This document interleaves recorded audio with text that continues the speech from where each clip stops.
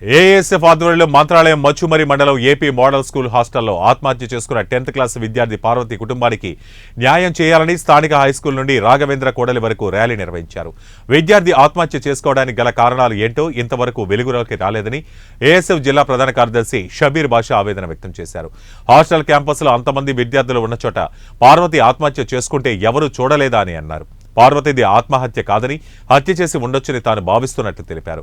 ఆ విద్యార్థి ఫ్యాన్కి ఉరివేసుకుని చనిపోతే రక్తపు మరకలు ఎక్కడి నుంచి వచ్చాయని, విద్యార్థి గొంతుకు కడ్డీతో కాల్చిన వాతలు ఎందుకు పడ్డాయని వారు ప్రశ్నించారు.